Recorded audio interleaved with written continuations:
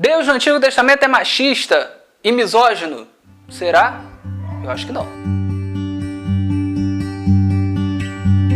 Saudações aos amigos que acompanham Reação Adventista. Eu sou o Davi Caldas, um dos articulistas da equipe, e hoje eu vou falar sobre um assunto um pouquinho polêmico. A relação entre Deus e as mulheres, sobretudo no Antigo Testamento. Provavelmente você já ouviu algum crítico dizendo que Deus é machista ou que Deus é misógino, baseado em algumas passagens do Antigo Testamento em que aparentemente a mulher é oprimida ou algo do tipo, né? Isso aí é bem recorrente. Na verdade, existem três grandes campos de crítica, pelo menos eu gosto de separar assim, de distinguir assim, três grandes campos de crítica em relação ao Antigo Testamento ou ao Deus no Antigo Testamento. O primeiro seria sustentando a ideia de que Deus no Antigo Testamento é sanguinário, cruel, mau, né? No sentido de gostar de morte, né? Isso se baseia em alguns relatos de guerra, em algumas ordenanças de Deus para, por exemplo, o morticínio de clãs que viviam na região da Cananeia, né? E então, assim, talvez algumas leis também mais rígidas diante dos nossos olhos atuais, né?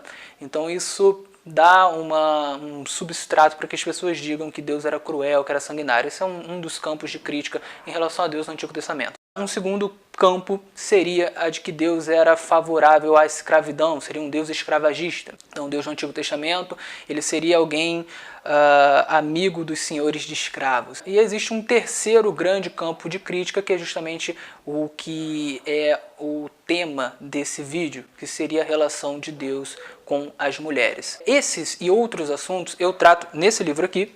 É um livro que eu escrevi em 2014, publiquei em 2014 a primeira edição, né? E agora eu lancei no finalzinho de 2017 a segunda edição, supostamente cruel, agora com o subtítulo Uma Análise sobre o Caráter de Deus no Antigo Testamento. Então o que eu vou fazer nesse livro é justamente explicar algumas passagens difíceis, espinhosas do Antigo Testamento, com base em uma análise lógica, uma análise baseada no contexto histórico e uma análise que leve em consideração os fundamentos básicos da interpretação textual. A maioria das interpretações dos críticos, elas são baseadas em uma total falta de utilização correta dos meios básicos de interpretação de texto, não só no que se refere à Bíblia, né? São meios básicos de interpretação de texto que se refere a qualquer texto, que eles deveriam usar e não usam. Ou seja, a Bíblia é interpretada de maneira superficial, principalmente no Antigo Testamento, e por isso se chega a interpretações equivocadas.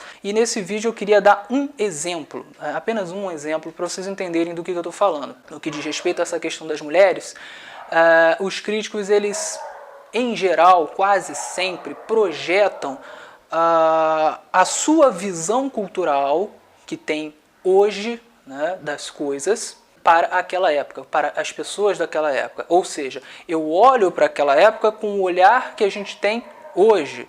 E isso é um erro metodológico do ponto de vista histórico. Você não consegue, não pode entender como pensam umas pessoas de uma época e de um lugar pensando da sua forma. Você precisa, na verdade, mergulhar naquele contexto daquelas pessoas para você entender como elas pensavam e você pensar como elas para poder entender aquele relato, certo? Isso é básico para qualquer historiador, qualquer um sabe disso. Então, quando a gente olha a Bíblia, vamos pegar para exemplificar a questão da bigamia e da poligamia, né? Para nós hoje isso soa absurdo, porque naquela época você tinha homens com várias mulheres, isso era comum para os homens, era considerado um direito, mas as mulheres não podiam ter vários homens. Para os nossos olhos hoje, para um cristão, é escandaloso, porque o cristão aprendeu desde pequeno que ele só deve se casar com uma mulher, né? É a monogamia. E para alguém que não é cristão, que não leva muito a sério os preceitos cristãos, principalmente nos dias de hoje, século XXI,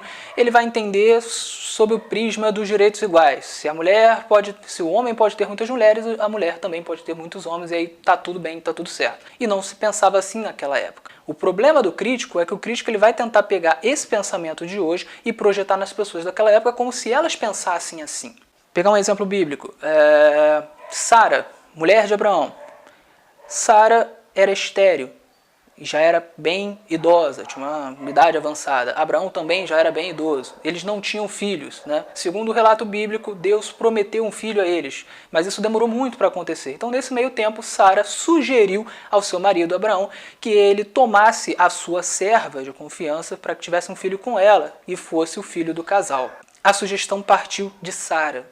Isso era uma coisa comum na época. Se a mulher não podia dar filhos ao seu marido, ela dava uma serva e o marido tinha um relacionamento com a serva e tinha um filho. Um outro exemplo está com Israel, ou Jacó, né? Ele tinha 2 mulheres e as suas 2 mulheres também davam as suas servas para que as suas servas tivessem filhos. A sugestão partia das próprias mulheres. Ou seja, as próprias mulheres daquela época eram machistas. Então isso é um exemplo clássico de como as pessoas daquela época, incluindo as mulheres, entendiam as coisas de maneira diferente de como a gente entende hoje. Então o que eu explico nesse livro, nessa questão, em outras questões, é que nós precisamos respeitar o contexto. Ah, então Deus era favorável ao machismo? Não. O que acontece é que havia uma cultura machista e Deus ele precisou, durante o tempo, ir mostrando aos poucos ao homem, ao ser humano, que aquilo era errado, para que então a cultura pudesse ser modificada.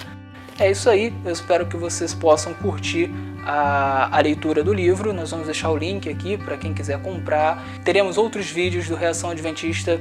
Tamo junto, valeu!